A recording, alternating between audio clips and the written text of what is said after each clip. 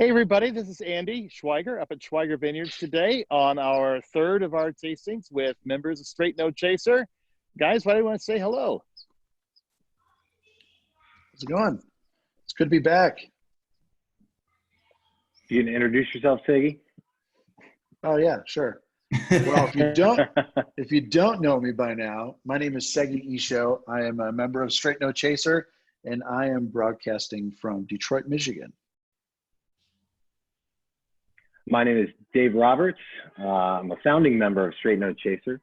Still work with the guys, making sure everything on the business end is where it needs to be, along with our manager, David Britz there. And I'm broadcasting here from Chicago. Hey, David Britz here from Los Angeles, California. Happy to be here and really excited to taste some wine this afternoon. Thanks again for having us, Andy. Hey, thank you for joining me. And I decided it was such a beautiful day, needed to take it outside. I'm watching the sun. I'm probably going to go into partial sunlight. So I'm going to do this fancy slideshow first before I lose my sunlight. This is how you do a slideshow out in the vineyard. I love it. So what do we have here? Are doing a promotion in partnership with Fly with Wine. So for our next webcast, which will be Tuesday, that is the 7th of April, I believe. If you pre-register on Zoom for Tuesday's webcast, which the subject will be corks and screw caps, you'll automatically be entered in a giveaway to receive this 12-bottle armored suitcase, appropriate for checking on airplanes. So be sure to tune into that webcast. If you've been getting our emails about the webisodes, there'll be more about this in there.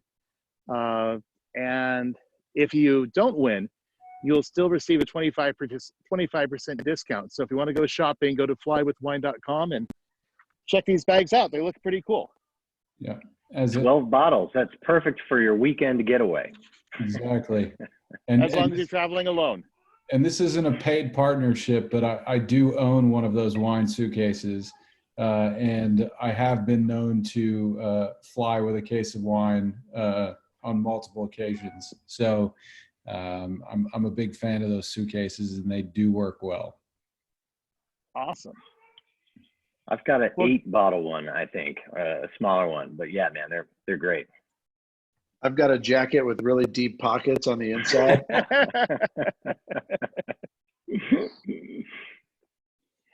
That does you long enough to get to the security line, and then you have to go to the duty free. Yep, exactly.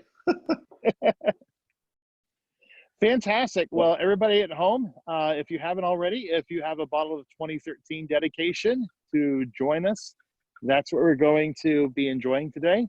So feel free, pour yourself a glass, and let's dig into this and have some fun. Andy, you got to tell us about this etched bottle, man. This is beautiful. Oh yeah. Sure. So kind of a funny story, and this could be classified under stupid winemaker tricks. To make it appear to be etched, it's actually silk screened. Okay. So where it is gold, that's actually 22 karat precious gold. And what appears to be etched is actually silk screened. And to get that effect, when I was meeting with my printer, I was looking at all the different ink samples that they had printed on other bottles. And I looked at this one that was a splotchy, it was a vodka bottle, strangely enough. And it was just this big splotch. And Francie said, Andy, you don't want that ink. That's an ink that we use for specialty raves out in the former Soviet Russian states. They use them for raves because the ink glows in the dark. And I said, it glows in the dark, but but it has texture. What if you used it for line art? And they said, nobody's ever wanted to do that. They want it to be big splotches so it would glow in the dark. So they quickly loaded up a press and ran line art, and lo and behold, it looks like it's etched. So the ink today is now called Etch Glow Green. And me being out in natural sunlight, if I were to go into a darkened room with this bottle, it would glow green. Wow. I can see everybody out there watching right now is running to turn the lights off and Yeah, right. I might just have to have a rave tonight. Yeah, seriously. Well, I'll just have to keep the bottle because it's not going to make it to sundown. Zero gotta chance get the of survival. blackout shades. Pro move. Zero Blackout chance. shades. Oh, this smells really good. So those of you who haven't had dedication before, this is our proprietary Bordeaux blend. We grow all 4 varietals. This is more of a left bank style Bordeaux blend, so it's Cabernet based. And the percentages change year to year. It's dependent on my style and how the vintage came out. So the 2013 is 56% Cab, 32% Merlot, 9% Cab Franc, and 3% Malbec. Getting that, And getting that earthiness right on the nose, Andy. Yeah. And Yeah. apropos to where I am today, I'm actually in some of our older Merlot vines right now. Everything is just coming out bud break. I'm not sure if you guys can see any of the buds, but this is actually the last row of Merlot in this block, and the next row down is all of our Cabernet Franc. So we're standing in 2 of the 4 components of dedication. That's awesome. Yeah. Yeah. The That deeper you cherry get and into the blackberry glass, on the nose. you get Go that ahead. real, just like that real musty, earthy aroma, which I love. Which it gives it that old world feel to it, Ooh. at least on the nose, for sure. The fun thing about creating this blend too is that since I'm not tied down to one particular varietal, this is less about varietal clarity. It's more about a love letter to terroir. It's expressing what our vineyard can do from that given vintage. Ooh. Yeah, I get real strong old world here. Oh yeah, that's real nice. It drinks big, but it's still smooth. Yeah. It's a very nuanced, bigger, bolder wine.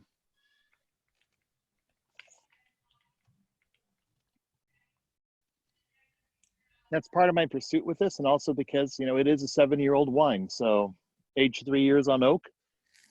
As I've said before, not to make it oaky or toasty, but give those tannins time to soften, to round out and be more food friendly.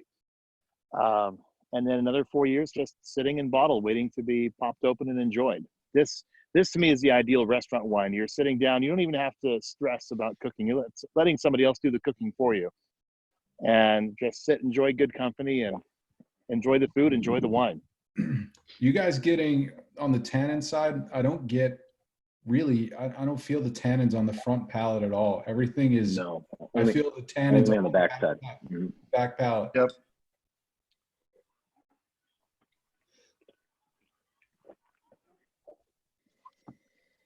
I get up front, like right away, some of that spiciness, and then it washes that velvety sort of tannins down the back. Really, really nice. Yeah, definitely old world feel to it. I was saying when I first popped it that I could get some of that smell from the cave, some of that oak smell from the cave, from the cork there. Smelled really great.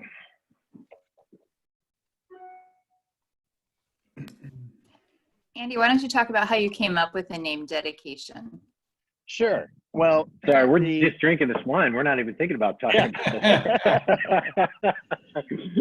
Yes, Andy, please tell us. Yeah, well, the funny thing is that the first vintage of Dedication, I actually, more or less, the very first vintage actually started out as a single vineyard Cabernet. And actually in a little less than 2 weeks, with Cecil Ramirez, I'm going to be tasting our Gate Block Cabernet alongside our Monterre Cabernet. And the very first vintage of Dedication was actually our 2000 Gate Block. And I set about to, okay, how can let me back up. I've worked for large corporate wineries where the marketing department would tell us, okay, this year you have to make 2,000 cases of reserve and 500 cases of Grand Reserve. And there's no definition as to what reserve is. And when you're having to make wine based on a quota, sometimes when you're making those quotas, the reserve and the grand reserve and the proprietor's reserve is not as good as it could be if you weren't following a quota. And then when you are following that quota, your finished regular cuvee that most of the people get to purchase is a lesser wine because some of the best fruit went into that wine. So 2000, our gate block was one of the inkiest, darkest wines we'd ever done. And I actually put that down to 100% new French oak to see how it would age and how it would cellar. And then set about the experiment of, can I bottle 50, 100, 150 cases of this and not detract from my regular release of Cabernet? And in that vintage, I could. And so that first vintage dedication was dedicated to the four most influential men in my life: my son, who was born that year, my father, and my two grandfathers. The following year, 2001, 2002, I was ecstatic with how the gate block Cabernet turned out, but I could not bottle it separately without taking away from our regular Cabernet. So we didn't do them. And then finally in 2003, I convinced my dad to let me purchase some Cabernet Franc and some Malbec fruit from other wineries. Spring Mountain Winery for the Cab Franc and Paoletti for the Malbec. And that year we made our first Bordeaux style blend. And frequently people ask me, well, why don't you use Petit Verdot? In my opinion, Petit Verdot is only needed in blends like these if you lack color, if you lack tannin, you lack structure. Up in the mountains, we have that in spades. If anything, Mountain Petit Verdot can be very green, tight, tannic, and unpleasant. So I intentionally did not plant any Petit Verdot here and just focused on the four varietals I knew do well here. So starting with 2003, dedication was relaunched as our Bordeaux project. And starting with the 05 vintage, it all became estate, which means legally we grew the fruit here, we made the wine here. And that's something I cling to, is that I don't do reserve wines. Dedication is a different concept of winemaking, a different approach. As I said earlier, I'm not trying to make a varietal. I'm not trying to make a more elegant Cabernet. I'm trying to make an elegant, structured blend, irrespective of one varietal over another.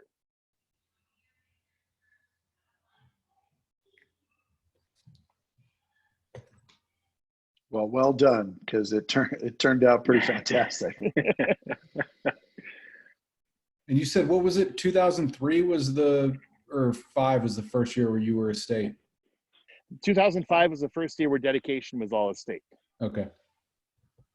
And that was a goal from the beginning? Yes, because, our whole thing is, we started out, we're farmers first, and that's why all of our wines are fruit driven. It all starts out here in the vineyard. And why have our end product be subject to somebody else's farming style when we've got the best, quite frankly, some of the best land, some of the best nestled in the mountains between the Sonoma and Napa. We don't get it as hot during the day. We don't get as cold at night. Last week, a lot of vineyards were having to run their frost machines. We don't get as cold up here. So we've never had to run fans for frost protection, which is good because some of these shoots are out 2 or 3 inches now. Wow. So where are you guys in July and August, temperature wise, when it's hitting 100 in downtown Napa? Where are you guys at? If it's 100 in downtown Napa, we're probably 95 during the day. The interesting thing is, that's looking a little, we're kind of looking southeast right now. So as the evening fog comes in, so at the far south end of Napa Valley is the San Francisco Bay. And as it cools down in the evening, that fog starts to move north across the valley. So the heat is kind of trapped, and the only place the heat can go is up into the mountains and north. So being some of the northernmost mountains in Napa, it will actually start to cool down around 5 o'clock. And so if our daytime high was 95, by 5 or 6 o'clock, it might be 85. And right around 9 o'clock, the temperature might go back up to 90. And then by 5 o'clock, it finally starts to cool down in the morning. Got it.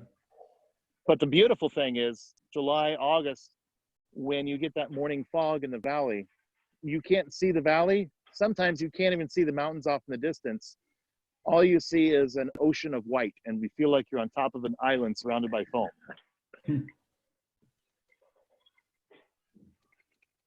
The view is just amazing where you're standing. I think you picked the right spot. Now, did you location scout this before we went live? Knowing you, I think you probably did. Tested the camera angles, made sure it was going to look as good as you thought it was going to look. I'm going to be on record here saying I think this is his go-to spot. Actually, this is the first time we've ever done a live stream from out in the vineyard. And I just kind of I actually had about 5 spots in the vineyard in mind that I know when I'm driving the tractor early in the morning, you know, you stream a lot of audiobooks, you stream a lot of podcasts because it's 8 to 12 hours just driving a spray rig up and down rows. And I definitely knew where I lose a good signal for streaming. So I went to my strong spots where I know, okay, I need to download an album for the next hour before I go on. And so I knew this was a strong cell signal. Well, I tell you, I was just going to go there, Rand. Say as this opens up, I get more of those dark red, like specifically a currant on my palate. Really just nice, even wash, more velvety now as it drinks and finishes. Just really, really, really nice. I poured a little bit in the glass at first. In my last sip, I really got a little oaky vanilla note on the front palate on that last sip. It was interesting. It was different than anything I had before. I'm almost getting a little bit of a toasted coconut to the nose now as well. Yeah. Toasted coconut, absolutely. Yeah, for sure. That's to me the fun thing about taking your time to enjoy a wine. You know, I'll have lots of people say, okay, how long should I decant this before dinner?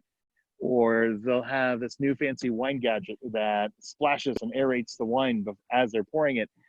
And that takes the fun and the anticipation away from watching the wine open up and take your time to enjoy that glass of wine, not just throw it in a decanter, swirl it, come back to an hour and slam the decanter down. So you're saying I should return the wine bong I just bought on Amazon? Don't play wine pong with this wine, Segi. I think you said wine bong. Yeah, wine bong. Either plays here. Well, that's actually probably a tolerable way to get your $2 chuck down. We don't, there's whatever Jerome was drinking the other night. Modelo sure was what he was. He did have a glass of wine though. Mm-hmm. That was Kristen's wine for sure. I think it was Kristen's wine. Yeah. It was a nice. We have somebody saying that they would love to pair it with lamb or lobster pot pie, and then lobster pot Bruce. Pie. Yeah, I want the recipe for that one. Yeah, lobster pot pie person. Can you send us the recipe for that? Yes, please. Berries and a whole lot of love. I agree with that. Actually, if you could just send me a lobster pot pie, that'd be much preferable to the recipe. I'm good on a lobster pot pie. It's a trade secret. It's a trade secret. So send me the pot pie. You can't boast about a food without being. You can't boast about the food without sharing the recipe. That's just low. I like that it's not lobster pot pie currently. It's Pirate's Booty is the current pairing, which is, listen, I see it. I feel you. I definitely have some Pirate Booty in the cabinet right now, but I think if I were to eat any of it, there'd be a mutiny over here. My kids would not be happy about that. Well, listen, we have to juggle our wine drinking with our parenting. It's something that has to happen. Parenting. air quotes on parenting. But if the Pirate's Booty is all that's available, it may bring out some of the notes in the wine. Who knows? the go-to So- in our house, if we're really going to enjoy a nice Sunday night meal where we just want to enjoy dedication or something like this, it's very layered, is steak au poivre. Ooh, one of my Oh, favorites. interesting. And Yeah, I could see how the peppercorns Yeah. would interact really well with this wine. And I have no shame in giving credit. I did not learn how to cook until I started watching Alton Brown on Good Eats. And his game changer episode for me was called Tender is the Loin. And in that episode, not only does he show you how to prepare steak au poivre, I have never tried another recipe, because after I made that my first time, I was like, there is no better than this. But he also shows you how to go into Costco and shop for a tenderloin and buy a whole beef tenderloin and not be afraid of getting out the knife and getting that silver skin off. So anybody who enjoys cooking and is not afraid to get their hands a little wet and cold, check out that episode. Andy, you need to send me that recipe. I've actually Yeah, I never will. made steak Yeah, au poivre. for sure. I love Definitely. it though, and I order it, when I see it at restaurants, and it's definitely a favorite of mine. There's a great restaurant in Delaware where I'm from that it's a specialty of theirs. So I'm a big fan. I just ordered. I was thinking about, as I was tasting this wine, I just ordered some Pat LaFrida steaks from New York that get out here on Tuesday. So I really want to have one of those steaks with this wine. Yeah, and I'll give you a heads up. Apologies to our friends Joel and Don Wallers. Probably the second or third time I made this, I forgot to drain off the butter and olive oil after blackening the steaks.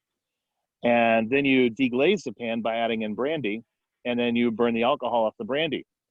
Well, deglazing a pan with brandy with all the butter and olive oil still in the stainless steel pan, well, their kitchen has the recessed fluorescent lights with the plastic cells, and by the time I was done, the plastic cells were a little bubbled and brown. Oh, geez. We had blue-orange flames going about 6 feet up, and yeah, I probably would have singed my hair if I hadn't taken protective measures. So Andy, we have a question about early bud break. Adam is asking if you can talk about a little bit about the early bud break and recent rains and how that has affected what's going on in the vineyard. Is it that early? Is it that early for the bud break? It is a touch early. The thing is it did get cold the last couple of weeks, but yeah, we had buds starting to push probably 2-3 weeks ago. I was actually just out in the Gate Block Cabernet as I was scouting out areas of film today, and the Gate Cabernet has not even started to push yet. But out here in the Merlot, I'll try not to give anybody vertigo, but I'll move the camera quickly for those of you who haven't seen bud break before. The danger of it coming in early is chance of frost. He pressed end. Hang on, am I back? You're back. Seg, Okay. you're muted. I'm muted? Seg is. Okay. So the buds are just now starting to push. So here's one. Can you see my finger? Oh wait, No, I'll just turn down. let me turn the camera around. Hey, There we go. technology. Better. So this bud here is just starting to swell. Move some of my shadows in the way. And you can see a little bit of a white puff out there. And as that progresses, it swells a little bit further to the point that here we are, it's just starting to come out. And different buds are going to push at different rates. So here's one that's even further advanced. But if we got a real cold snap right now, or if we had a hailstorm, the hail could just snap these fragile baby shoots right off. Now here's one that's much further along. So there is some inherent risk in bud break coming a little early, but that also, being glass half full, that also means we have potential of a much longer growing season. So we get a longer, higher quality fruit come the fall. It's And more hang time is going to give us better tannins, more phenols, and a much better opportunity to make an even more amazing wine. And who knows, we might actually be done picking and done fermenting by the time Halloween comes along. So Andy, we had a question about how you, which Cabernet grapes go in the dedication versus the estate cab, and then also what is your favorite vintage of dedication and why? Well, I'm going to have to say my favorite vintage of dedication has to be the 2007. Is Paula smiling? I can't see with the glare. Cheers. So yes, but that's not. So the 2007 dedication actually was dedicated to Paula because 2007 marked the 20th anniversary of us first meeting as exchange students in Spain. Oh, nice.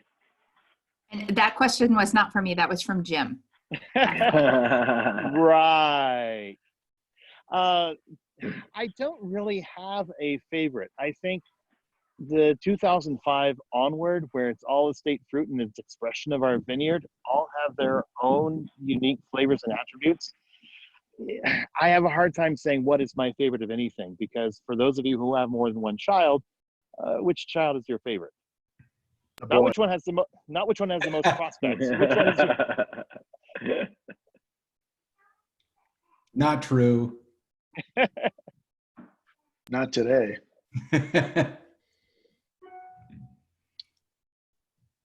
So as it opens up a little more, I'm getting a lot of like leather on the nose. As I get deeper into the glass, I'm getting a lot of that Napa leather, type smell. And the fruit is really coming out the more it opens up and the more I keep going back to the glass. Getting a lot more cherry in the back now. My second glass was all blackberry and cherry. Yeah, definitely cherry. You know what it reminds me of is those, like a cherry fruit roll up, like that real nice, juicy, mouth-watery. Yeah. Say juicy and mouth-watering. And I do need to get back to the question about which Cabernet, but juicy, mouth-watering. I sometimes give credit to the Malbec for that. Malbec has a very unique, especially as fruit, has a unique smell and aroma, and redundant, Captain Redundancy here. It has a unique flavor and an acidity that I've never been able to describe until it hit me one day. What flavor is juicy fruit chewing gum? It is this weird amalgamation, and I sum it up as a mouth-watering acidity, fruitiness, that when it enters your mouth, the salivary glands just kick into hyperdrive and makes you want to take another sip. And that, to me, is the contribution that Malbec makes in this blend. And of course, Cabernet Franc that we tasted on Monday, it does bring some of those dried herb components. That might be where some of the leather that you're smelling is coming into interplay as well. You're right on about that Malbec. We had a bottle of Malbec last night, and everything you said just rings very true to what we were experiencing as we were drinking it. Now, the question Paula relayed for somebody watching earlier, how do I decide which Cabernet goes in the Cabernet, which Cabernet goes in the dedication? And same could be said for Merlot and Cab Franc and Malbec. I'm looking at each individual lot from a vintage, that which Cabernet is definitely screaming to me that, wow, this is Cabernet through and through. To be honest, when I'm creating dedication and when I've worked at other wineries, when we're creating our blends, we look for those wines that are not stand by themselves varietals, that maybe we have one lot of Merlot that the mid palate is a little light. Maybe we have a Cabernet that's a little bit more tannic than we wanted it to be. And that's where we get to interplay and have 1 + 1 = 5. And that's the fun part of blending, is that, okay, just because you see where these pieces are going to mesh doesn't mean they're going to mesh. Sometimes we see something with an amazing mid palate and something with a soft mid palate. It falls apart and has no entry and no finish. Sometimes you see something where it's going to fit and it explodes and becomes even more dynamic than you ever hoped it could be. And that's why we do blending trials. And that's after we're done with small scale bench trials, we build them up to 5 gallons, build them up to a barrel to make sure that we didn't make any errors. As I keep drinking this, I think that there are a lot of really good foods that would pair with it. But I keep going back to that lamb chop that you mentioned earlier. I'd be really great with this. I'm craving that right now. I think we're having plank salmon, but I'll take a seat of plank salmon. It'll be fine. Well, hey, as we continue to let this evolve, I don't want us to go too long in time. And I know you guys have something fun coming out later today. Oh, that's right. We do. Peg, you want to do the honors? Sure. At 7:30 Eastern time, we are live streaming on YouTube footage from our concert at the Red Rocks Amphitheater in Colorado, which we were so honored to have gotten to perform at. And this footage is never before seen. And, obviously we're not selling tickets for the show, but we are asking that if you do watch and you enjoy it, we have a link there'll be a link on the YouTube page as well as all of our socials to donate to Meals on Wheels, a really important charity all the time, but especially now with all the quarantine and people not really being able to get out and stores closing and whatnot. So if you feel obliged, please donate, but you don't have to. It's all good. But yeah, tune into our YouTube channel, SNC Music, and you'll be able to watch our show in its entirety. Yeah, and once it's aired, that's it. It's coming down. So it's right. Mission Impossible style. It will self-destruct. Trying to mimic a little bit of that appointment television from when we were growing up. Yeah. But also, you know what? Who's going to go to who's going to go to the server farm and destroy that server that it's on? That's the Mission Impossible that Shaggy was talking about. Also, stay tuned because we're going to be posting other videos of our concerts online in a similar sort of idea that we'll post it for free for anybody that wants to tune in and enjoy it, and then we'll have different things that people can donate to along the way if you enjoy the show. So stay tuned, stay posted. We'll bring you some more wine, and obviously we'll bring you some more music. Stay on your couch is the most important thing. Stay on your couch. That's right. Wash your hands. And wash your hands. And we're just trying to do our part to, keep people entertained and to give people something to look forward to. Because, I think everybody's at a time where they feel like it's Groundhog Day and every day is the same and you don't even know what day it is half the time. So if we can give people, a tune-in event to look forward to and take their mind off things for a couple hours, then, that's what artists do. And, throughout the course of history, that's the great things that's the great thing that artists are able to do is provide an escape. So, we're happy to be doing that. I have to tell you guys, I think I shared with David Britz after our Monday webcast, one of our club members emailed us and was just so delighted with everything we've been doing, bringing this into our homes.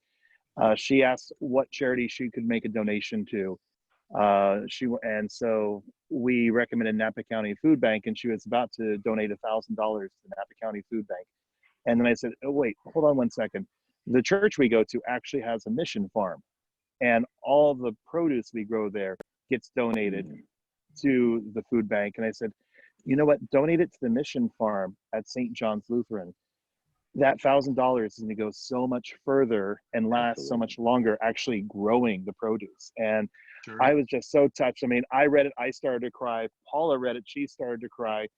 And then when I gave her my suggestion of donating it to the mission farm, she replied, now I'm crying. So I'm just amazed. I'm amazed at the generosity of people out there. And I really appreciate everybody tuning in and joining us here. Now the Wine Bros, you guys gonna have anything lined up for the coming week? Yeah, we've got a couple things coming up here. I believe our next tasting is with Lori Rich at Falcor. You know, we actually, guys, we're gonna have to move that one up. It's gonna be earlier in the week than we had originally planned. But yeah, Lori Rich is gonna be our next guest, and we're gonna be doing that next week. So we'll announce the exact date and time. But we're looking forward to that.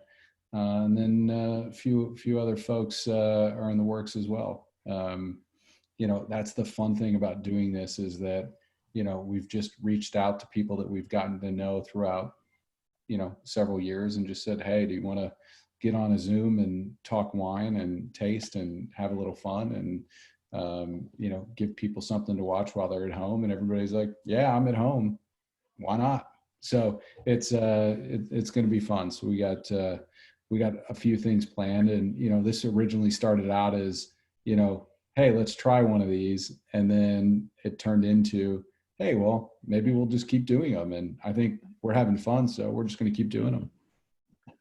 And I think, Andy, are we gonna circle back with you sometime in April? I've got a whole bunch of Schweiger labels back here that need to be enjoyed. I think this is so much fun, and I looked at the schedule and, you know, bounced a few dates off you guys. So here's what's going to be coming up with Schweiger Live over the next few weeks. Next week, Tuesday, I'm going to be delving into cork and screw cap. We had somebody ask, had we ever considered screw cap for some of our wines? And actually, yes, we have, and yes, we do, on both our Chardonnay and our Sauvignon Blanc. However, I also want to talk about the world of cork and how cork is made. In 2015, my cork supplier took me on a trip to Portugal, so I have a lot of fun photos and videos to share on that one. Then on Thursday, I'm going to take a day off from being in front of the camera, and I'm going to put my dad and my assistant winemaker, Becca Wolf, in front of the camera. And I'm going to have them take a walk through the vineyard and show everybody what's happening here at Spring and Schweiger Vineyards, and talk more about viticulture. Then the following week, the week of April 13th, we've got 3 amazing piano players coming on the show. And for that, we have put together what we're calling the Piano Pack. And very much like the Straight No Chaser 6-pack, these wines will have a built-in 20% discount and $10 flat rate shipping. If you've been getting our emails, there'll be an email on that, and we'll put information in the comments section as well. On April 13th, when he called me, I went into full-on fanboy explosion. Gordon Goodwin, with Gordon Goodwin's Big Fat Band, is going to be on with his friend Banji Gunn. And so they're going to play a little for us, sing for us, and then we're going to talk about 2 wines. On the 15th, Cecil Ramirez, good friend, amazing piano player, sales manager for Mason Hamlin, and also a certified sommelier. And we're actually going to look at 2014 Gate Block and Monterre side by side. Then the 17th, my friend Brian Culbertson, amazing jazz pianist, and he brings a bunch of his friends to Napa Valley every year, and so he's going to be on. Following week, April 20th. What do you say, guys? Should we pour another round? Another round. Great. Sounds good to me. I am impressed that you rattled off all of those dates just like that. That's amazing. Ask my wife how I'm sleeping. I'm going to tune into a lot of those. That sounds really like a lot of fun, and I'll be drinking some wine at the same time. Also fun.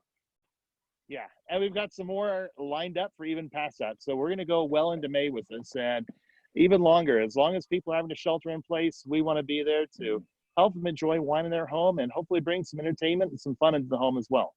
Well, here's the thing, Andy. People are going to get used to seeing you on their screens, and they're going to want you to keep doing this. So just know that, you know, you might just by sheer popular demand have to keep going past the shelter in place. Well, let's see where this goes. But, you know, hey guys, I really appreciate you taking the time to do this with me the last few days, and looking forward to seeing your live stream at 4:30. If one of you guys can send me the link to that, I'll make sure that we're pointing our Facebook to that at 4:30 today. Absolutely. That'd be great. Sure thing. Cheers, you guys. Pleasure's Fantastic. all ours, Andy. Thanks for having So us. So for those of you who lost track, happy Friday. And until next time, stay safe, stay healthy. And like I said last time, pour another glass, because if you're holding 2 glasses of wine, you can't touch your face. That's right. If you're holding 2 glasses, you can't do it. Love it. Cheers, everybody. Stay safe. Cheers. Stay Cheers. healthy.